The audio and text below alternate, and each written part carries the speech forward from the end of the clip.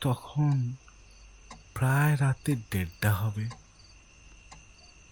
অভির ঘুম ভেঙে গেল হঠাৎ, কারণ তার ঘুম খুবই সজাগ।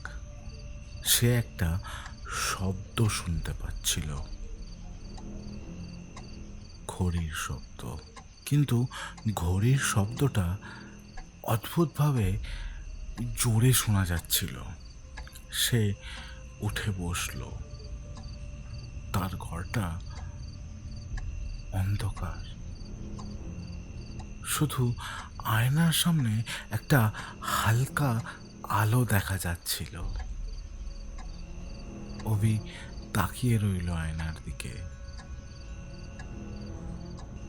হঠাৎ সে বুঝতে পারল আয়নায় তার যেই প্রতিবিম্বটা তৈরি হয়েছে সেটা ঠিকঠাক নড়ছে না।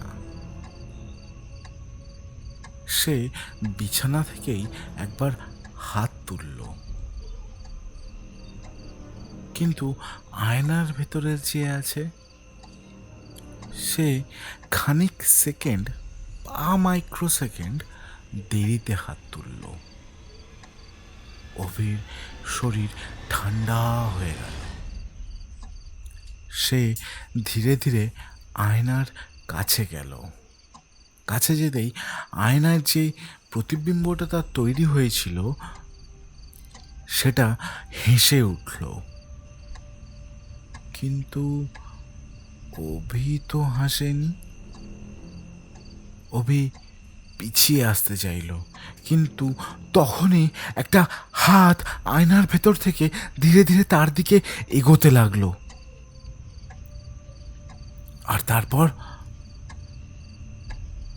আয়নার ভেতর থেকে সেই হাত অভির গলাটাকে হঠাৎই চেপে ধরলো, আর মুখ থেকে শব্দ বেরিয়ে এলো।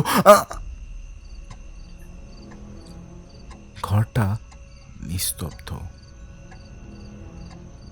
পরের দিন সকালে অভির মা দরজা খুলে ঢুকলো যখন, ঘরের মধ্যে কেউ নেই, কিন্তু আয়নার সামনে দাঁড়িয়ে আছে অভির মতো দেখতে একটা ছেলে। নিশ্চুপ, কোনো সাড় নেই, একদম নিস্তব্ধ।